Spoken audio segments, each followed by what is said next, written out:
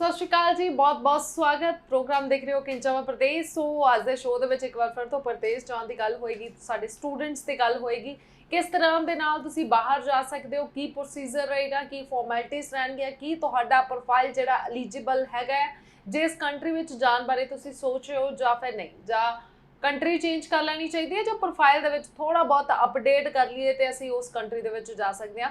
ਸੋ ਅੱਜ ਯੂਕੇ ਨੂੰ ਲੈ ਕੇ ਆਪਾਂ ਕਵਾਂਗੇ ਕਿ ਇੱਕ ਅੱਛੀ ਤਾਦਾਦ ਦੇ ਵਿੱਚ ਵੀਜ਼ੇ ਜਿਹੜੇ ਉਹ ਆ ਰਹੇ ਨੇ, ਬੱਚੇ ਵੀ ਇੰਟਰਸਟਡ ਹੈਗੇ ਨੇ, ਉਸ ਨੂੰ ਲੈ ਕੇ ਗੱਲ ਕਰਾਂਗੇ। ਇਸ ਤੋਂ ਇਲਾਵਾ ਸਿੰਗਾਪੁਰ ਦੀ ਗੱਲ ਵੀ ਹੋਏਗੀ। ਸੋ ਯੂਕੇ ਜੋ ਸਪੈਸ਼ਲਿਸਟ ਨੇ, ਜਿਨ੍ਹਾਂ ਦੇ ਮੈਂ ਵੀ ਆਪਣੇ ਕਰੀਅਰ 'ਚ ਦੇਖਿਆ ਕਿ ਯੂਕੇ ਦੇ ਸਭ ਤੋਂ ਵੱਧ ਵੀਜ਼ੇ ਉਹਨਾਂ ਦੇ ਆ ਰਹੇ ਨੇ, ਉਹਨਾਂ ਦੇ ਆਫਿਸ ਦੇ ਵਿੱਚ ਪਹੁੰਚੇ ਜੀ। ਸਮਝ ਚੁੱਕੇ ਹੋਗੇ ਤੁਸੀਂ, ਸਾਈ ਓਵਰਸੀਜ਼ ਦੇ ਆਫਿਸ ਦੇ ਵਿੱਚ ਆ ਮਿਸਟਰ ਬਲਜਿੰਦਰ ਸਹਿਗਲ। ਅੱਜ ਇੱਕ ਵਾਰ ਫਿਰ ਤੋਂ ਸਰ ਨਾਲ ਸਵਾਗਤ ਕਰ ਲੈਂਦੇ ਹਾਂ। Hello sir, welcome. Thank you ma'am. Programme देख रहे सारे व्यूअर्स ਨੂੰ ਪਿਆਰ ਭਰੀ ਸਤਿ ਸ਼੍ਰੀ ਅਕਾਲ। ਆਈ ਹੋਪ ਕਿ ਤੁਸੀਂ ਸਾਰੇ ਚੜ੍ਹਦੀ ਕਲਾ 'ਚ ਹੋਵੋਗੇ।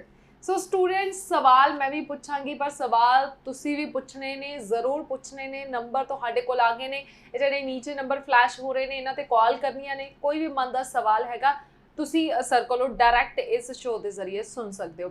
ਅੱਛਾ ਸਰ, ਜਦੋਂ ਲਾਈਕ 1-2 ਮਹੀਨੇ ਪਹਿਲਾਂ ਸ਼ੋਅ ਕੀਤਾ ਸੀ, ਉਦੋਂ ਵੀ ਤੁਸੀਂ ਕਿਹਾ ਸੀ ਕਿ ਯੂਕੇ ਦੇ 100% ਵੀਜ਼ੇ, ਫਿਰ 1 ਮਹੀਨੇ ਪਹਿਲਾਂ ਕੀਤਾ ਸੀ, ਉਦੋਂ ਵੀ ਕਿਹਾ ਸੀ ਕਿ 100%। ਅੱਜ ਵੀ ਇਹੀ ਜਵਾਬ ਰਹੇਗਾ ਜਾਂ ਕੁਝ ਰਿਫਿਊਜ਼ਲਸ ਆਈਆਂ? ਨਹੀਂ, ਡੈਫੀਨਿਟਲੀ ਮੈਮ, ਕਿਉਂਕਿ ਦੇਖੋ ਮੈਂ ਹਮੇਸ਼ਾ ਦੱਸ ਰਿਹਾ ਆਪਣੇ ਵਿਊਅਰਸ ਨੂੰ ਕਿ ਜਦੋਂ ਵੀ ਕੋਈ ਕੰਟਰੀ 100% ਵੀਜ਼ਾ ਦੇ ਰਹੀ ਹੋਏਗੀ, ਕੰਸਲਟੈਂਟ ਉਦੋਂ ਹੀ ਕਹੇਗਾ ਕਿ ਇਹ ਮੇਰਾ ਕੋਈ ਵੀਜ਼ਾ ਰਿਫਿਊਜ਼ ਨਹੀਂ ਹੈ। ਕਿਉਂਕਿ ਦੇਖੋ ਜਦੋਂ ਅਸੀਂ ਕੋਈ ਕਹਾਂਗੇ ਕਿ ਸਾਡਾ 100% ਸਕਸੈਸ ਰੇਟ ਹੈ, ਲੇਕਿਨ ਅਗਰ ਕਿਸੇ ਕੰਪਨੀ ਦੇ 2 4 5 ਵੀਜ਼ੇ ਰਿਫਿਊਜ਼ ਹੋਏ ਹੋਣਗੇ ਤਾਂ ਅੱਜ ਕਲਾਇੰਟ ਬਹੁਤ ਜ਼ਿਆਦਾ ਸਮਾਰਟ ਹੈ, ਉਹ ਵੀਡੀਓ ਰਿਕਾਰਡ ਕਰਕੇ ਫਿਰ ਆਗੇ ਕਹੇਗਾ ਸਰ ਦੇਖੋ ਕਿ ਮੇਰੇ ਵੀਜ਼ਾ ਰਿਫਿਊਜ਼ ਹੈ, ਤੁਸੀਂ ਤਾਂ ਕਹਿ ਰਹੇ ਹੋ ਕਿ 100% ਵੀਜ਼ਾ ਹੈ। ਸੋ ਅੱਜ ਵੀ ਮੈਂ ਕਹਿ ਰਿਹਾ ਕਿ ਜੈਨ ਇੰਟੇਕ ਦਾ ਇੱਕ ਸਿੰਗਲ ਵੀਜ਼ਾ ਰਿਫਿਊਜ਼ ਨਹੀਂ ਹੈ, ਔਰ ਉਸ ਤੋਂ ਬਾਅਦ ਸਾਡੇ ਮਈ ਇੰਟੇਕ ਦੇ ਵੀ ਬਹੁਤ ਜ਼ਿਆਦਾ ਵੀਜ਼ੇ ਆ ਗਏ, ਔਰ ਉਹਨਾਂ ਵਿੱਚ ਵੀ ਕੋਈ ਵੀ ਸਿੰਗਲ ਰਿਫਿਊਜ਼ਲ ਨਹੀਂ ਹੈ। ਓਕੇ, ਸੋ ਹੁਣ ਅਸੀਂ ਸੈਪਟੈਂਬਰ ਇੰਟੇਕ ਨੂੰ ਪ੍ਰਮੋਟ ਕਰ ਰਹੇ ਹਾਂ। ਮਈ ਇੰਟੇਕ ਅਸੀਂ ਕਲੋਜ਼ ਕਰ ਚੁੱਕੇ ਹਾਂ, ਲੇਕਿਨ ਸੈਪਟੈਂਬਰ ਇੰਟੇਕ ਵੀ ਜਿਹੜਾ ਮੈਕਸਿਮਮ ਟਾਈਮ ਹੈ ਤੁਹਾਡੇ ਕੋਲ 1 ਮੰਥ ਹੈ, ਯਾਨੀ ਕਿ ਮਈ ਦੇ ਵਿੱਚ ਅੱਜ ਤੁਸੀਂ ਅਪ੍ਰੈਲ ਚੱਲ ਰਹੇ ਹੋ, ਮਈ ਤੱਕ ਮੈਕਸਿਮਮ ਤੁਸੀਂ ਅਗਰ ਸੈਪਟੈਂਬਰ ਇੰਟੇਕ ਤੁਸੀਂ ਅਪਲਾਈ ਕਰੋਗੇ ਤਾਂ ਤੁਹਾਡੇ ਕੋਲ ਸੀਟ ਦੀ ਅਵੇਲੇਬਿਲਿਟੀ ਰਹੇਗੀ, ਤੁਸੀਂ ਯੂਨੀਵਰਸਿਟੀ 'ਚ ਅਪਲਾਈ ਕਰ ਸਕਦੇ ਹੋ। ਲੇਕਿਨ ਇਹੀ ਅਗਰ ਤੁਸੀਂ ਜੁਲਾਈ ਜਾਂ ਅਗਸਤ ਦੇ ਵਿੱਚ ਆਓਗੇ ਫਿਰ ਤੁਹਾਨੂੰ ਜੈਨ ਇੰਟੇਕ ਮਿਲੇਗਾ। ਬਿਲਕੁਲ ਸਰ, ਸੈਪਟੈਂਬਰ ਇੰਟੇਕ 'ਚ ਕਿਹੜੇ ਬੱਚੇ ਜਾ ਸਕਦੇ ਨੇ ਉਹਨਾਂ ਬਾਰੇ ਗੱਲ ਕਰਾਂਗੇ, ਪਰ ਪਹਿਲਾ ਕਾਲ ਹੈ। ਹੈਲੋ, ਸਤਿ ਸ਼੍ਰੀ ਅਕਾਲ।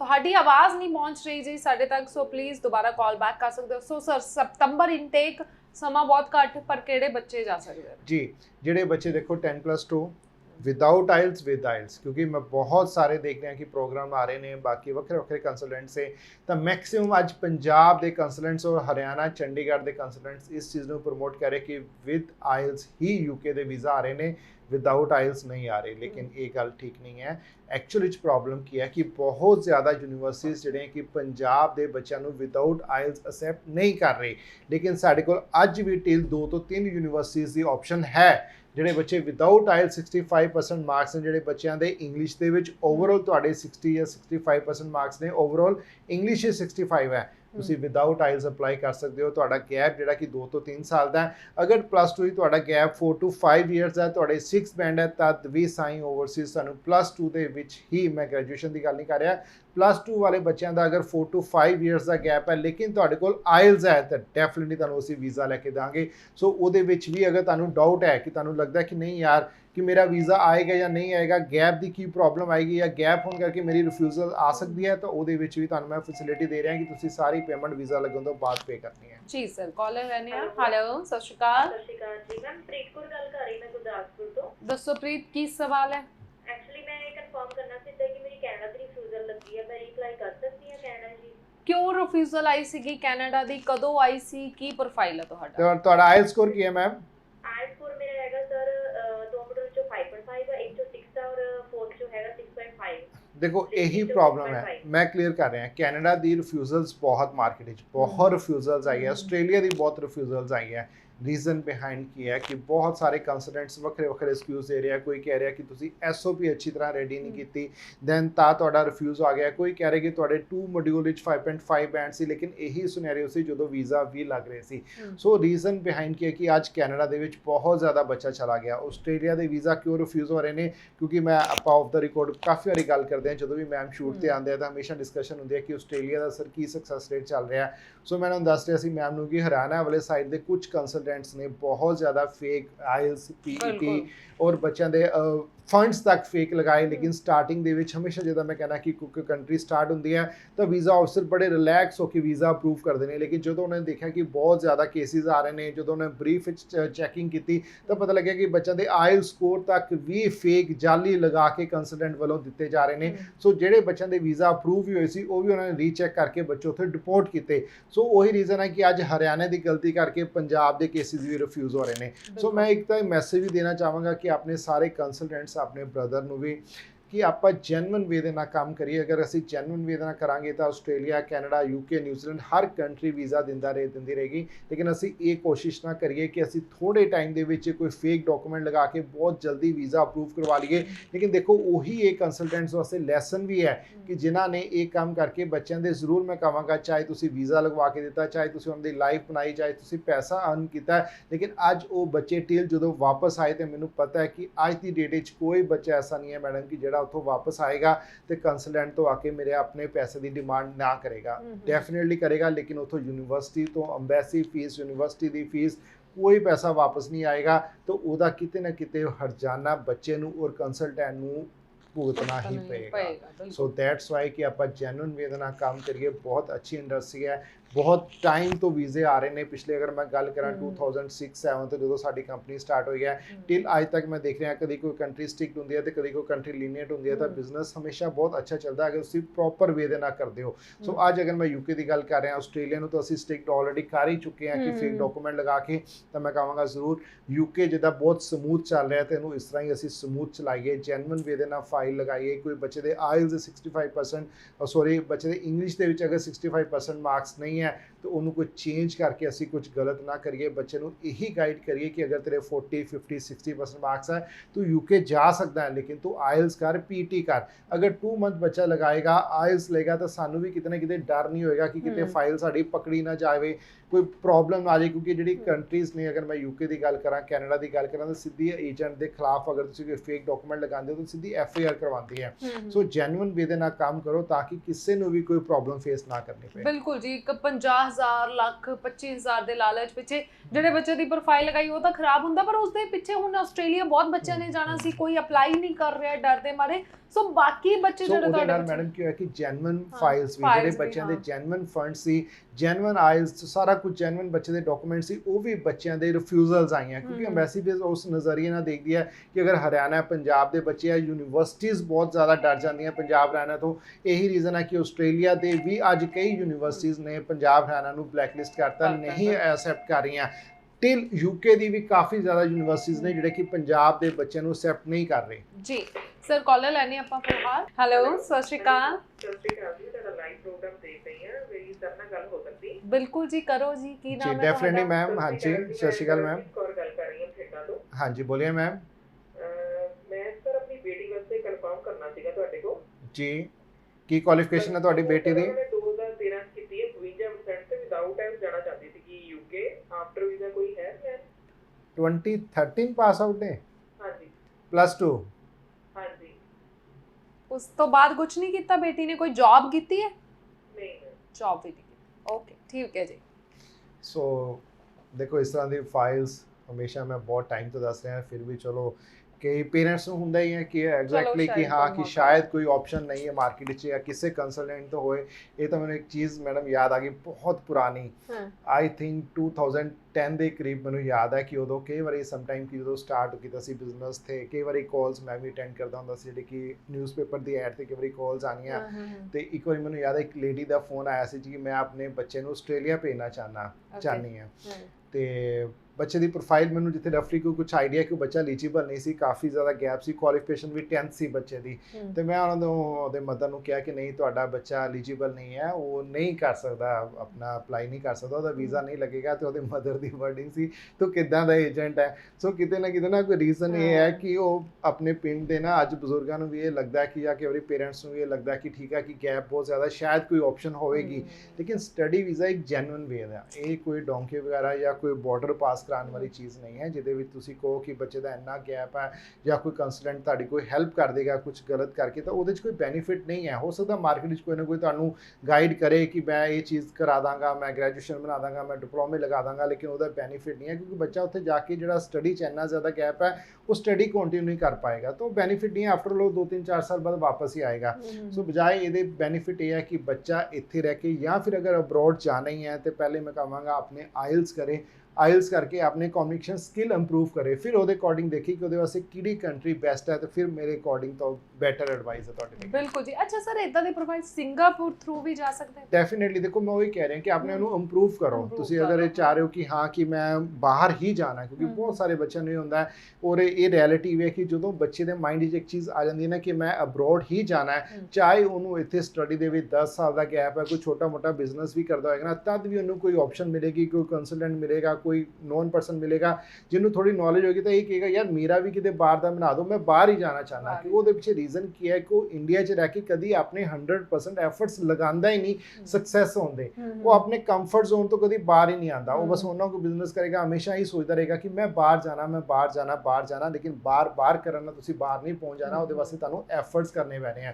ਸੋ ਅਗਰ ਤੁਹਾਡਾ ਗੈਪ ਬਹੁਤ ਜ਼ਿਆਦਾ, ਫਿਰ ਤੁਹਾਡੇ ਕੋਲ ਡੈਫੀਨਿਟਲੀ ਤੁਹਾਡੇ ਕੋਲ ਸਿੰਗਾਪੁਰ ਔਰ ਸਾਈਪਰਸ 2 ਕੰਟਰੀਜ਼ ਦੀ ਤੁਹਾਡੇ ਕੋਲ ਆਪਸ਼ਨ ਹੈ, ਜਿੱਥੇ ਤੁਸੀਂ 1 ਸਾਲ ਆਪਣੀ ਸਟੱਡੀ ਕੰਪਲੀਟ ਕਰਨ ਤੋਂ ਬਾਅਦ ਫਰਦਰ ਤੁਸੀਂ ਅਗਰ ਕੋਈ ਵੱਡੀ ਕੰਟਰੀ ਮੂਵ ਹੋਣਾ ਹੈ, ਜਸਟ ਲਾਈਕ ਕਿ ਆਸਟ੍ਰੇਲੀਆ, ਕੈਨੇਡਾ ਜਾਣਾ, ਤੇ ਤੁਸੀਂ ਵਿਦ ਆਇਲਸ ਅਗਰ ਯੂਕੇ ਜਾਣਾ ਚਾਹ ਰਹੇ ਹੋ ਸਿੰਗਾਪੁਰ ਤੋਂ, ਤੇ ਵਿਦਆਊਟ ਆਇਲਸ ਸਾਈਪਰਸ ਤੋਂ ਵੀ ਅਗਰ ਤੁਸੀਂ ਯੂਕੇ ਜਾਣਾ ਚਾਹ ਰਹੇ ਹੋ ਤਾਂ ਡੈਫੀਨਿਟਲੀ ਵਿਦਆਊਟ ਆਇਲਸ ਤੁਸੀਂ ਅਪਲਾਈ ਕਰ ਸਕਦੇ ਹੋ, ਵੀਜ਼ਾ ਲੈ ਸਕਦੇ ਹੋ, ਬਸ਼ਰਤੇ ਜੋ ਟਰਮਸ ਐਂਡ ਕੰਡੀਸ਼ਨ ਹੈ, ਜੋ ਤੁਹਾਨੂੰ ਗ੍ਰੇਡ ਚਾਹੀਦਾ ਉੱਥੇ, ਜਿੰਨੀ ਅਟੈਂਡੈਂਸ ਚਾਹੀਦੀ ਹੈ, ਜਿਹੜੇ ਕੋਰਸ ਤੁਹਾਨੂੰ ਚਾਹੀਦਾ ਕਿ ਤੁਸੀਂ ਇਸ ਕੋਰਸ 'ਚ ਜਾਓ, ਕਿਹੜੇ ਕਾਲਜ ਦੇ ਵਿੱਚ ਅਪਲਾਈ ਕਰ ਰਹੇ ਹੋ, ਉਸ ਕਾਲਜ ਦੇ ਉਸ ਯੂਨੀਵਰਸਿਟੀਜ਼ ਨਾਲ ਅੱਗੋਂ ਨੈਕਸਟ ਆਈਐਫ ਹੈ ਕਿ ਨਹੀਂ ਹੈ, ਇਹ ਸਾਰੀਆਂ ਚੀਜ਼ਾਂ ਤੁਸੀਂ ਖੁਦ ਕ੍ਰੋਸ ਵੈਰੀਫਾਈ ਕਰਨਾ ਹੈ। ਕਿਉਂਕਿ ਮਾਰਕੀਟ ਦੇ ਵਿੱਚ ਕੰਸਲਟੈਂਟਸ ਨੇ, ਦੇਖੋ ਉਹਨਾਂ ਨੇ ਵੀਜ਼ਾ ਲਗਵਾ ਕੇ ਦੇਣਾ, ਉਹਨਾਂ ਨੇ ਕੁਝ ਜੈਨੂਇਨ ਕੁਝ ਫੇਕ ਕੰਸਲਟੈਂਟ ਵੀ ਬੈਠੇ ਨੇ ਜਿਹਨਾਂ ਨੇ ਆਪਣਾ ਬਿਜ਼ਨਸ ਚਲਾਉਣਾ ਹੈ। ਸੋ ਤੁਸੀਂ ਇਹ ਚੀਜ਼ ਚੈੱਕ ਕਰਨੀ ਹੈ, ਪ੍ਰੋਸਪੈਕਟਸ ਤੋਂ ਲੈ ਕੇ ਚੈੱਕ ਕਰਨਾ ਕਿ ਉਹਦੇ ਵਿੱਚ ਕ੍ਰੋਸ ਵੈਰੀਫਾਈ ਕਰੋ। ਖੁਦ ਮੇਲ ਕਰਕੇ, ਅੱਜ ਹਰ ਬੱਚਾ ਐਕਟਿਵ ਹੈ, ਹਰ ਇੱਕ ਦੇ ਮੋਬਾਈਲ ਤੇ ਮੇਲ ਆਈਡੀ ਹੈਗੀ ਹੈ, ਯੂਨੀਵਰਸਿਟੀ ਦੇ ਸਰਚ ਕਰੋ, ਵੈਬਸਾਈਟ ਤੇ ਜਾ ਕੇ ਉਹਨਾਂ ਦੀ ਮੇਲ ਸਰਚ ਕਰੋ, ਕੰਸਲਟੈਂਟ ਤੋਂ ਮੇਲ ਆਈਡੀ ਲਓ, ਫਿਰ ਉਹਨਾਂ ਤੋਂ ਕਨਫਰਮ ਕਰੋ ਕਿ ਅੱਗੋਂ ਟਾਈ ਅਪ ਹੈ, ਕਿ ਉਹ ਤੁਹਾਡੀ ਕੋਈ ਹੈਲਪ ਕਰਨਗੇ, ਕੀ ਟਰਮਸ ਐਂਡ ਕੰਡੀਸ਼ਨਸ ਨੇ ਉਹ ਪੂਰੀਆਂ ਤੁਸੀਂ ਕਰ ਪਾਓਗੇ, ਫਿਰ ਡੈਫੀਨਿਟਲੀ ਅਪਲਾਈ ਕਰੋ। ਕਿਉਂਕਿ ਦੇਖੋ ਕੁਝ ਕਰਨ ਦੇ ਨਾਲ ਹੀ ਤੁਹਾਨੂੰ ਕੁਝ ਮਿਲੇਗਾ। ਸੋ ਕਹਿੰਦੇ ਆ ਕਿ ਕੁਝ ਪਾਣ ਵਾਸਤੇ ਕੁਝ ਖੋਣਾ ਪੈਂਦਾ, ਮੈਂ ਕਹਾਂਗਾ ਨਹੀਂ, ਕੁਝ ਪਾਣ ਵਾਸਤੇ ਕੁਝ ਖੋਣਾ ਨਹੀਂ, ਕੁਝ ਪਾਣ ਵਾਸਤੇ ਕੁਝ ਕਰਨਾ ਪੈਂਦਾ ਹੈ, ਕੋਈ ਐਫਰਟਸ ਕਰਨਾ ਪੈਂਦਾ, ਖੋਣ ਦੀ ਤੇ ਗੱਲ ਬਾਤ ਦੀ ਹੈ। ਸੋ ਡੈਫੀਨਿਟਲੀ ਤੁਸੀਂ ਅਗਰ ਐਫਰਟਸ ਕਰੋਗੇ, ਅੱਜ ਅਗਰ ਤੁਹਾਨੂੰ ਲੱਗਦਾ ਕਿ ਮੇਰਾ ਗੈਪ ਬਹੁਤ ਜ਼ਿਆਦਾ ਯਾਰ, ਕਿ ਮੈਂ 10-12 ਸਾਲ ਹੋ ਗਏ, ਮੈਂ ਆਪਣੀ ਲਾਈਫ ਤੋਂ ਫੈਡ ਅਪ ਹਾਂ, ਮੈਂ ਕੋਈ ਅੱਛਾ ਅਰਨ ਨਹੀਂ ਕਰ ਰਿਹਾ, ਮੇਰੀ ਮੈਰਿਜ ਦੀ ਏਜ ਬਣ ਰਹੀ ਹੈ, ਤਾਂ ਉਹਦੇ ਵਾਸਤੇ ਡੈਫੀਨਿਟਲੀ ਤੁਸੀਂ ਇੱਕ ਵਾਰੀ ਐਫਰਟਸ ਕਰੋ, ਮੇਰੇ ਕੋਲ ਆਓ, ਸਮਝੋ ਕਿਹੜੀ ਕੰਟਰੀ ਦੇ ਵਿੱਚ ਤੁਹਾਨੂੰ ਜਾਣਾ ਚਾਹੀਦਾ, ਸਾਡੇ ਲੱਗੇ ਹੋਏ ਪੁਰਾਣੇ ਗਏ ਹੋਏ ਬੱਚਿਆਂ ਦੇ ਕੰਟੈਕਟ ਨੰਬਰ ਲਓ ਸਾਡੇ ਕੋਲ, ਉਹਨਾਂ ਨਾਲ ਗੱਲ ਕਰੋ, ਫਿਰ ਗੱਲ ਕਰਕੇ ਉਹਨਾਂ ਨੂੰ ਪੁੱਛੋ ਕਿ ਸਰ ਤੁਸੀਂ ਗਏ ਹੋ, ਤੁਸੀਂ ਕਿੰਨਾ ਅਰਨ ਕਰ ਰਹੇ ਹੋ, ਕਿੰਨੇ ਸਾਲ ਹੋ ਗਏ ਤੁਹਾਨੂੰ ਸਿੰਗਾਪੁਰ, ਕਿੰਨੇ ਸਾਲ ਤੁਹਾਨੂੰ ਸਾਈਪਰਸ ਹੋ ਗਏ, ਜਿਹੜੇ ਬੱਚੇ ਅੱਗੋਂ ਮੂਵ ਹੋਏ ਨੇ ਉਹ ਬੱਚਿਆਂ ਦੇ ਕੰਟੈਕਟ ਨੰਬਰ ਸਾਡੇ ਕੋਲ ਲਓ, ਉਹਨਾਂ ਤੋਂ ਪੁੱਛੋ ਕਿ ਉਹਨਾਂ ਨੇ ਕੀ ਪ੍ਰੋਸੈਸ ਫੋਲੋ ਕੀਤਾ, ਕਿੱਦਾਂ ਉਹ ਸਿੰਗਾਪੁਰ ਸਾਈਪਰਸ ਤੋਂ ਅੱਗੋਂ ਵੱਡੀ ਕੰਟਰੀ ਮੂਵ ਹੋਏ, ਦੈਨ ਤੁਸੀਂ ਵੀ ਫਿਰ ਉਸ ਚੀਜ਼ ਨੂੰ ਫੋਲੋ ਕਰੋ, ਡੈਫੀਨਿਟਲੀ ਤੁਸੀਂ ਵੀ ਮੂਵ ਹੋ ਸਕਦੇ ਹੋ। ਬਿਲਕੁਲ ਜੀ। ਅਗਲੇ ਕਾਲਰ, ਹੈਲੋ, ਸਤਿ ਸ਼੍ਰੀ ਅਕਾਲ ਜੀ, ਕੌਣ ਗੱਲ ਕਰ ਰਹੇ ਹੋ? ਹਾਂਜੀ ਦੱਸੋ ਦਲਜੀਤ, ਕੀ ਸਵਾਲ ਹੈ? Actually, I wanted to अपनी country suggest करो। मेरी दिखाया है +2 2014 60 परसेंट है मेरे। ठीक है। 14 तो मेरी जॉब एक्सपीरियंस है। ओके। तो still मैं अभी free हूँ। ओके ठीक है। प्लस ਹੁਣ ਕਿਹੜੀ ਕੰਟਰੀ 'ਚ ਜਾਣਾ ਚਾਹੁੰਦੇ ਹੋ? ਮੈਨੂੰ ਕੰਟਰੀ ਦਾ ਅੱਛੀ ਕੰਟਰੀ ਹੋਵੇ, ਬਟ ਇਹ ਹੈ ਕਿ ਬਜਟ ਘੱਟ ਹੋਵੇ। ਓਕੇ, ਆਇਲਸ ਵਗੈਰਾ ਕੀਤਾ ਹੈ ਤੁਸੀਂ ਕਿ ਵਿਦਆਊਟ ਆਇਲਸ ਹੀ ਜਾਣਾ ਹੈ? ਕੁਝ ਵੀ ਨਹੀਂ ਕੀਤਾ, ਵਿਦਆਊਟ ਆਇਲਸ ਹੀ ਜਾਣਾ। ਠੀਕ ਹੈ ਜੀ। ਟੀਵੀ ਸਕਰੀਨ ਤੇ ਆਨਸਰ ਸੁਣ ਲਓ। ਅੱਜ ਆਲਮੋਸਟ 13 14 15 ਵਾਲੇ ਹੀ ਆ ਰਹੇ ਨੇ, ਹੈ ਨਾ? ਨਹੀਂ, ਐਕਚੁਅਲੀ ਮੈਮ ਰੀਜ਼ਨ ਕੀ ਹੈ ਕਿ ਪੰਜਾਬ ਦੇ ਵਿੱਚ ਵਿਦਆਊਟ ਆਇਲਸ ਨਾ 2019 ਤੋਂ ਜਦੋਂ ਦਾ ਯੂਕੇ ਦਾ ਵੀਜ਼ਾ ਸਟਾਰਟ ਹੋਇਆ, ਇੰਨਾ ਈਜ਼ੀ ਪ੍ਰੋਸੈਸ ਸੀ ਨਾ ਕਿ ਸਟਾਰਟਿੰਗ ਦੇ ਵਿੱਚ 3-3 ਹਜ਼ਾਰ ਪਾਉਂਡ ਫੀਸ ਪੇ ਕਰਕੇ, ਮਤਲਬ 4-5 ਲੱਖ ਦਾ ਖਰਚਾ ਹੁੰਦਾ ਸੀ। ਬਹੁਤ ਸਾਰਾ ਵਿਦਆਊਟ ਆਇਲਸ ਬੱਚਾ ਉਦੋਂ ਜਾ ਚੁੱਕਾ ਹੈ। ਰਹਿ ਕਿਹੜੇ ਬੱਚੇ ਗਏ ਜਿਨ੍ਹਾਂ ਦਾ ਗੈਪ ਬਹੁਤ ਜ਼ਿਆਦਾ ਹੈ। ਅੱਜ ਉਹ ਵੀ ਬੱਚਿਆਂ ਨੂੰ ਲੱਗਦਾ ਹੈ ਕਿ ਹਾਂ ਅਸੀਂ ਵੀ ਅਪਲਾਈ ਕਰ ਲਈਏ, ਕਿ ਜਿਹੜੇ ਸਾਡੇ ਦੂਸਰੇ ਰਿਲੇਟਿਵ ਜਾਂ ਫਰੈਂਡਸ ਜਾਂ ਬ੍ਰਦਰ ਚਲੇ ਗਏ ਆ, ਅਸੀਂ ਅੱਜ ਦੇਖ ਰਹੇ ਹਾਂ ਕਿ ਉਹਨਾਂ ਨੂੰ ਗਏ ਹੋਏ 2-3 ਸਾਲ ਹੋ ਗਿਆ, ਉਹ ਵੈਲ ਸੈਟਲ ਹੋ ਗਿਆ। ਕਿਉਂਕਿ ਸਾਡੀ ਪ੍ਰੋਬਲਮ ਕੀ ਹੈ, ਅਸੀਂ ਇਸ ਚੀਜ਼ ਵਿੱਚ ਬਹੁਤ ਟਾਈਮ ਵੇਸਟ ਕਰ ਦਿੰਦੇ ਹਾਂ ਕਿ ਪਹਿਲੇ ਫਲਾਣਾ ਬੰਦਾ ਗਿਆ, ਉਹ ਜਾ ਕੇ ਦੇਖੀਏ ਸਕਸੈਸ ਹੁੰਦਾ ਕਿ ਨਹੀਂ ਹੁੰਦਾ, ਤੇ ਫਿਰ ਅਸੀਂ ਐਫਰਟਸ ਕਰਾਂਗੇ। ਦੇਖੋ ਹਰ ਇੱਕ ਦੀ ਮਿਹਨਤ ਹੈ।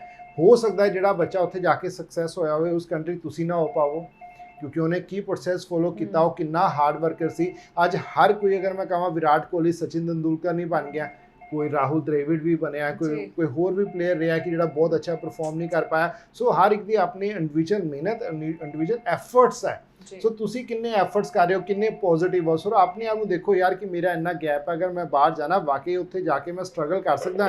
ਅਗਰ ਤੁਹਾਨੂੰ ਲੱਗਦਾ ਕਿ ਬਹੁਤ ਈਜ਼ੀ ਹੈ, ਈਜ਼ੀ ਕੁਝ ਨਹੀਂ ਹੈ। ਉੱਥੇ ਜਾ ਕੇ ਵੀ ਤੁਹਾਨੂੰ ਸਟਰਗਲ ਮਿਹਨਤ ਕਰਨੀ ਪਏਗੀ। ਸਿਰਫ ਬੈਨੀਫਿਟ ਕੀ ਹੈ ਕਿ ਉੱਥੇ ਸਟਰਗਲ ਦਾ ਮੁੱਲ ਹੈ, ਬੈਨੀਫਿਟ ਹੈ ਤੁਹਾਨੂੰ, ਉਹਦਾ ਤੁਹਾਨੂੰ ਰਿਵਾਰਡ ਅੱਛਾ ਮਿਲਦਾ ਹੈ। ਸੋ ਅਗਰ ਮੈਂ ਸਟੱਡੀ ਦੀ ਗੱਲ ਕਰਾਂ, ਬਹੁਤ ਸਾਰੇ ਮੈਡਮ ਪੇਰੈਂਟਸ ਆਉਂਦੇ ਨੇ, ਬੱਚੇ ਵੀ ਆਉਂਦੇ ਨੇ। ਜੀ ਜੀ ਜੀ ਜੀ ਹੈਲੋ ਹੈਲੋ, ਸਤਿ ਸ਼੍ਰੀ ਅਕਾਲ ਜੀ। ਸਤਿ ਸ਼੍ਰੀ ਅਕਾਲ ਜੀ, ਕੌਣ ਗੱਲ ਕਰ ਰਹੇ ਹੋ?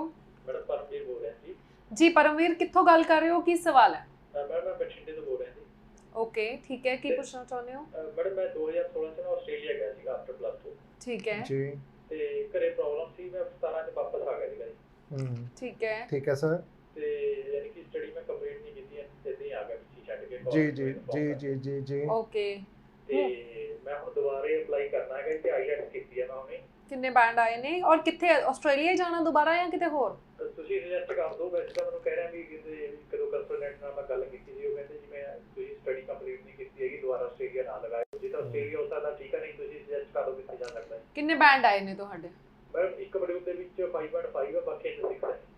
ਚਲੋ ਬਹੁਤ ਅੱਛੀ ਪ੍ਰੋਫਾਈਲ ਹੈ। ਡੈਫੀਨਿਟਲੀ ਇਹ ਬੱਚਾ ਅਗਰ ਚਾਹੇਗਾ, ਕਿਉਂਕਿ 10+2 ਕੁਆਲੀਫਿਕੇਸ਼ਨ ਹੈ, 2016 ਪਾਸ ਆਊਟ ਹੈ, ਮਾਰਕੀਟ ਹੀ ਤੁਹਾਨੂੰ ਕੋਈ ਆਪਸ਼ਨ ਨਹੀਂ ਦੇਗਾ। ਮੈਂ ਤੁਹਾਨੂੰ ਰਿਐਲਿਟੀ ਕਹਿ ਰਿਹਾ ਕਿ ਮਾਰਕੀਟ ਤੁਹਾਨੂੰ ਕੋਈ ਬੱਚਾ ਆਪਸ਼ਨ ਨਹੀਂ, ਕੋਈ ਕੰਸਲਟੈਂਟ ਤੁਹਾਨੂੰ ਇਹ ਆਪਸ਼ਨ ਨਹੀਂ ਦੇਗਾ ਕਿ ਤੁਸੀਂ ਯੂਕੇ ਵਾਸਤੇ ਐਲੀਜੀਬਲ ਹੋ। ਲੇਕਿਨ ਸਾਈ ਓਵਰਸੀਜ਼ ਤੁਹਾਨੂੰ 2016 ਪਾਸ ਆਊਟ ਵਿਦ ਆਇਲਸ ਤੁਹਾਨੂੰ ਵੀਜ਼ਾ ਲੈ ਕੇ ਦੇਗਾ। ਔਰ ਅਗਰ ਨਹੀਂ ਯਕੀਨ ਕਿਸੇ ਵੀ ਕੰਸਲਟੈਂਟ ਨੂੰ, ਤੁਸੀਂ ਫਾਈਲ ਮੈਨੂੰ ਦੇ ਸਕਦੇ ਹੋ ਔਰ ਮੈਂ ਪੇਮੈਂਟ ਬੱਚੇ ਨੂੰ ਚੈਲੰਜ ਕਰਾਂਗੀ ਤੁਹਾਡੇ ਕੋਲ ਵੀਜ਼ਾ ਲੱਗਣ ਤੋਂ ਬਾਅਦ ਲਵਾਂਗਾ। ਕਿਉਂ ਇਦਾਂ ਦੀ ਪ੍ਰੋਫਾਈਲ ਦਾ? ਕਿਉਂਕਿ ਇਦਾਂ ਦੀ ਪ੍ਰੋਫਾਈਲ ਅਸੈਪਟ ਕਰਨਾ ਇੱਕ ਚੈਲੰਜ ਹੈ। बिल्कुल हर कोई कंसल्टेंट नहीं लेगा, क्योंकि इस प्रोफाइल ਤੇ वर्क करना पड़ेगा। देखना होएगा कि बच्चे ਦਾ ਗੈਪ ਹੈ, ਗੈਪ ਦੇ ਵਿੱਚ ਉਹਨੇ ਕੀ ਕੀਤਾ, ਥੋੜਾ ਐਫਰਟਸ ਕਰਕੇ, ਥੋੜਾ ਮੈਂ ਕਹਾਂਗਾ ਮਾਈਂਡ ਆਪਣਾ ਲਗਾ ਕੇ ਫਿਰ ਬੱਚੇ ਦਾ ਵੀਜ਼ਾ ਆਏਗਾ ਡੈਫੀਨਿਟਲੀ। ਲੇਕਿਨ ਤੁਹਾਨੂੰ ਮੈਂ ਵੀਜ਼ਾ ਲੈ ਕੇ ਦਾਂਗਾ ਬਿਕੋਜ਼ ਆਫ ਕਿ ਬੱਚਾ 1 ਸਾਲ ਆਸਟ੍ਰੇਲੀਆ ਰਹਿ ਕੇ ਆਇਆ। ਸੋ ਉਹਦੇ ਚ ਬੈਨੀਫਿਟ ਮੈਨੂੰ ਕੀ ਹੈ ਕਿ ਬੱਚੇ ਦਾ ਸਕਿੱਲ ਬਹੁਤ ਅੱਛਾ ਹੋਏਗਾ। ਜਦੋਂ ਯੂਨੀਵਰਸਿਟੀਜ਼ ਦੇ ਇੰਟਰਵਿਊ ਆਏਗਾ, ਬੱਚੇ ਦਾ ਐਕਸੈਂਟ ਬੜਾ ਵਧੀਆ ਹੋਏਗਾ ਤੇ ਤੁਹਾਡਾ ਕੈਸ ਇਸ਼ੂ ਕਰਾਉਣ ਵਿੱਚ ਮੈਨੂੰ ਦਿੱਕਤ ਨਹੀਂ ਆਏਗੀ। ਇਹ ਬੈਨੀਫਿਟ ਹੈ। ਲੇਕਿਨ ਅਗਰ ਤੁਸੀਂ 2016 ਨਾਰਮਲ ਵੀ ਪਾਸ ਆਊਟ ਹੋ, ਵਿਦ ਆਇਲਸ ਹੋ, ਇੰਡੀਆ 'ਚ ਹੀ ਹੋ, ਤਦ ਵੀ ਮੈਂ ਉਹ ਫਾਈਲ ਲੈ ਕੇ ਤੁਹਾਨੂੰ ਵੀਜ਼ਾ ਲੈ ਕੇ ਦਾਂਗਾ। ਟਿਲ ਅੱਜ ਮੈਂ ਬਹੁਤ ਸਾਰੀਆਂ ਫਾਈਲਾਂ ਲਈਆਂ ਨੇ, ਕਿਉਂਕਿ ਮੇਰੇ ਕੋਲ ਸਿਰਫ ਇੱਕ ਯੂਨੀਵਰਸਿਟੀ ਸਿਰਫ ਅਸੈਪਟ ਕਰ ਰਹੀ ਹੈ। ਸੋ ਔਨ ਏਅਰ ਮੈਂ ਉਹ ਯੂਨੀਵਰਸਿਟੀ ਦਾ ਨਾਮ ਡਿਸਕਲੋਜ਼ ਨਹੀਂ ਕਰ ਸਕਦਾ। ਲੇਕਿਨ ਅਗਰ ਤੁਸੀਂ 2016 ਪਾਸ ਆਊਟ ਹੋ, 10+2 ਕੁਆਲੀਫਿਕੇਸ਼ਨ ਹੈ, ਆਇਲਸ ਹੈ, 6 ਬੈਂਡ ਹੈ, no less than 5.5 ਬੈਂਡ ਹੈ, ਅੱਜ ਹੀ ਸਾਈ ਓਵਰਸੀਜ਼ ਆਓ, ਮੈਂ ਤੁਹਾਨੂੰ ਵੀਜ਼ਾ ਲੈ ਕੇ ਦੇਵਾਂਗਾ। ਬਿਲਕੁਲ ਜੀ ਬਿਲਕੁਲ। ਪਹੁੰਚੋ ਜੀ ਸਾਈ ਓਵਰਸੀਜ਼ ਦੇ ਆਫਿਸ ਦੇ ਵਿੱਚ, ਜਲੰਧਰ ਦੇ ਵਿੱਚ ਆਫਿਸ ਹੈਗਾ ਆ। ਨੰਬਰ ਤੁਹਾਡੇ ਕੋਲ ਆ ਹੀ ਗਏ ਨੇ, ਇਹਨਾਂ ਤੇ ਫੋਨ ਕਰੋ। ਜਲੰਧਰ ਆਲਮੋਸਟ ਸੈਂਟਰ 'ਚ ਪੈ ਜਾਂਦਾ, ਚਾਹੇ ਇਧਰੋਂ ਫਿਰੋਜ਼ਪੁਰ ਵਾਲੀ ਬੈਲਟ ਲੈ ਲਈ ਅੰਮ੍ਰਿਤਸਰ ਵੱਲੋਂ ਤੇ ਈਜ਼ੀ ਰਹਿ ਜਾਂਦਾ ਹਨਾ ਆਉਣਾ। ਕਈ ਵਾਰੀ ਚੰਡੀਗੜ੍ਹ ਜਾਣ ਨੂੰ ਬੱਚੇ ਘਬਰਾਉਂਦੇ ਨੇ, ਪਰ ਇੱਥੇ ਜਿਹੜਾ ਹੈਗਾ ਉਹ ਈਜ਼ੀਲੀ ਮਿਲ ਸਕਦੇ।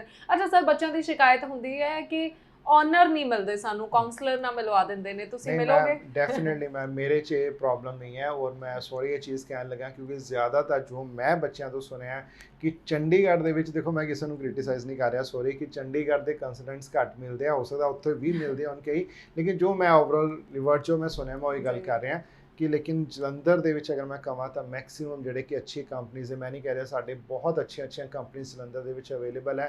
ਤੁਸੀਂ ਜਿੱਥੇ ਵੀ ਕੰਸਲਟੈਂਟ ਤੋਂ ਤੁਹਾਨੂੰ ਲੱਗ ਰਿਹਾ, ਜਿਸ ਵੀ ਸਿਟੀ ਦੇ ਵਿੱਚ ਲੱਗ ਰਿਹਾ ਕਿ ਤੁਹਾਨੂੰ ਉਹ ਅੱਛੀ ਨੌਲੇਜ ਦੇ ਰਿਹਾ, ਉਹਨਾਂ ਦੇ ਵੀਜ਼ਾ ਲੱਗਿਆ, ਤੁਹਾਨੂੰ ਰੇਟ ਜੈਨੂਇਨ ਦੇ ਰਿਹਾ ਔਰ ਤੁਹਾਡੇ ਕੋਲ ਪੇਮੈਂਟ ਆਫਟਰ ਗੈਟਿੰਗ ਵੀਜ਼ਾ ਲੈ ਰਿਹਾ, ਤੇ ਮੈਨੂੰ ਲੱਗਦਾ ਇਸ ਤੋਂ ਵੱਡੀ ਕੋਈ ਆਪਸ਼ਨ ਨਹੀਂ ਹੈ। ਕਿਉਂਕਿ ਅਗਰ ਯੂਕੇ ਤੋਂ ਤੁਹਾਡਾ ਕੇਸ ਰਿਫਿਊਜ਼ ਹੁੰਦਾ ਹੈ, ਤੁਹਾਡੀ ਐਮਬੈਸੀ ਫੀਸ रिफंड नहीं होएगी, NHS कुछ कट के आएगा, यूनिवर्सिटी की फीस कट के आएगी, वो 3 to 4 मंथ बाद वापस आएगी। सो किते ना किते बच्चे का लॉस जोड़ा है ਲੱਖਾਂ ਰੁਪਏ बच्चे का लॉस जाता है। सो अगर तुहानू कोई फैसिलिटी दे रहे हैं या किसी कंसल्टेंट के टाई अप इस तरह की यूनिवर्सिटीज़ के जिथे तुहानू पेमेंट वीज़ा लगने तो बाद देनी पेगी, तो मेरे अकॉर्डिंग वो एक बेस्ट ऑप्शन है बच्चे वास्ते। लेकिन जाते जाते मैं तुहानू एक जरूर इंफॉर्मेशन देना चाहवागा, ਜਿਹੜੇ ਬੱਚੇ UK ਅਪਲਾਈ ਕਰਨਾ ਚਾਹ ਰਹੇ ਨੇ ਉਹਨਾਂ ਵਾਸਤੇ ਬੈਸਟ ਕਿ ਬਹੁਤ ਸਾਰੇ ਮੇਰੇ ਕੋਲ ਬੱਚੇ ਆ ਕੇ ਕੁਐਸਚਨ ਕਰਦੇ ਨੇ, ਜੋ ਕਿ ਮੈਂ ਪਹਿਲੇ ਵੀ ਅਗਰ 2019 2020 21 ਦੀ ਵੀ ਗੱਲ ਕਰਾਂ, ਮੈਂ ਬੱਚਿਆਂ ਨੂੰ ਇਨਫੋਰਮੇਸ਼ਨ ਦਿੰਦਾ ਹੁੰਦਾ ਸੀ ਕਿ ਜਦੋਂ ਤੁਸੀਂ UK ਅਪਲਾਈ ਕਰਨਾ ਹੈ, ਤੁਹਾਡੇ ਅਗਰ ਤੁਸੀਂ ਜਾਣਦੇ ਹੋ ਕਿ ਬਹੁਤ ਸਾਰੇ ਬੱਚਿਆਂ ਦਾ ਕੁਐਸਚਨ ਹੁੰਦਾ, ਮੈਮ ਤੁਸੀਂ ਵੀ ਕੁਐਸਚਨ ਪੁੱਟ ਕਰਦੇ ਸੀ ਪਹਿਲੇ ਕਿ ਬੱਚੇ ਫੀਸ ਨੈਕਸਟ ਈਅਰ ਦੀ ਉੱਥੇ ਜਾ ਕੇ ਅਰਨ ਕਰ ਲੈਣਗੇ। ਇਹਦਾ ਆਨਸਰ ਹੈ ਨਹੀਂ। ਲੇਕਿਨ ਸਮਝਣਾ ਕਿਹੜੇ ਬੱਚੇ ਕਰ ਪਾਣਗੇ, ਕਿਹੜੇ ਬੱਚੇ ਨਹੀਂ ਕਰ ਪਾਣਗੇ।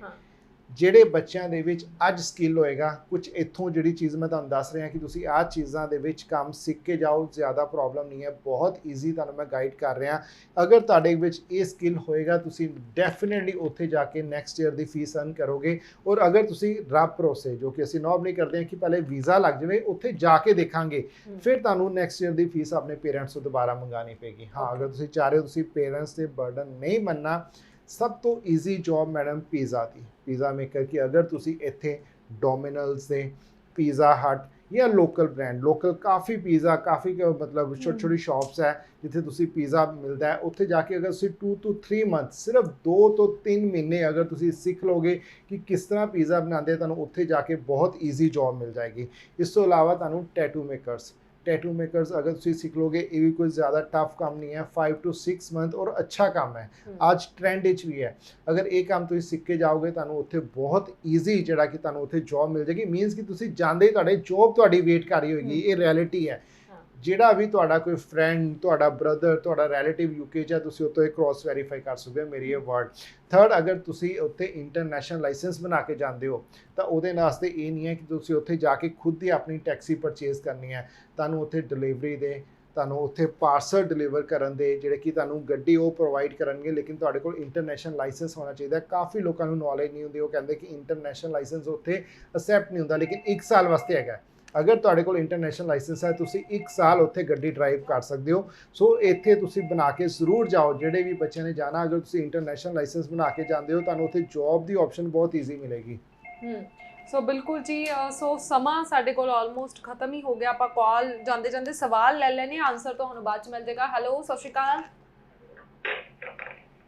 ਹਾਂਜੀ, ਸਤਿ ਸ਼੍ਰੀ ਅਕਾਲ ਜੀ, ਜਲਦੀ ਦੱਸੋ ਕੀ ਸਵਾਲ ਹੈ। ਸਤਿ ਸ਼੍ਰੀ ਅਕਾਲ ਜੀ ਮੈਮ, ਮੈਂ ਸਿੰਗਾਪੁਰ ਤੋਂ ਗੱਲ ਕਰ ਰਿਹਾ। ਮੈਂ ਸਾਈ ਓਵਰਸੀਜ਼ ਤੋਂ ਹੀ ਸਿੰਗਾਪੁਰ ਗਿਆ ਅੱਜ ਤੋਂ 2 ਸਾਲ ਪਹਿਲਾਂ।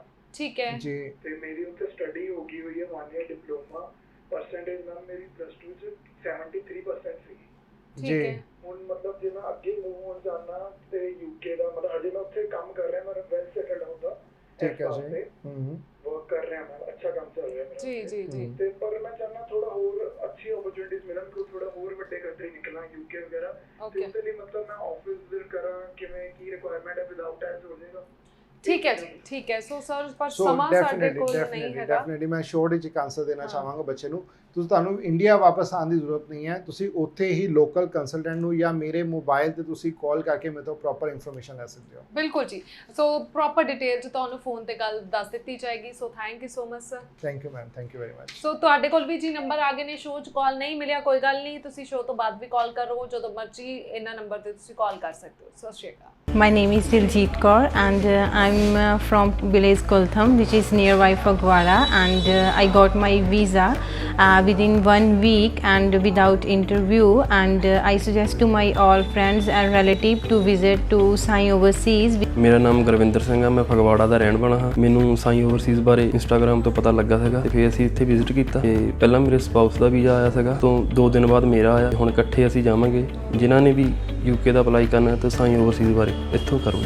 My name is Simran. I am from Nangal Chiva, and my friend tell me about Sai Overseas. After visiting there, I am very happy because their services, and they provide me fantastic services, and I got my visa only in 7 days, and I got my visa without embassy interview, and I'm so happy about their services. ਮੇਰਾ ਨਾਮ ਪ੍ਰਵਿੰਦਰ ਕੌਰ, ਮੇਰੇ husband Rupinder Singh. ਸਾਈ Overseas visit ਕੀਤਾ ਸੀ ਅਸੀਂ। ਇੱਥੋਂ UK visa ਲਈ apply ਕੀਤਾ ਤੇ ਅਸੀਂ ਦੋਵਾਂ ਨੇ ਇਕੱਠਿਆਂ ਨੇ ਯੂਕੇ ਵੀਜ਼ਾ ਪ੍ਰਾਪਤ ਕੀਤਾ ਥਰੂ ਸਾਈ ਓਵਰਸੀਜ਼ ਤੇ within 5 days without embassy interview। ਮੈਂ ਥੈਂਕਸ ਕਰਨਾ ਚਾਹੂੰਗੀ ਸਾਈ ਓਵਰਸੀਜ਼ ਦੀ ਟੀਮ ਦਾ।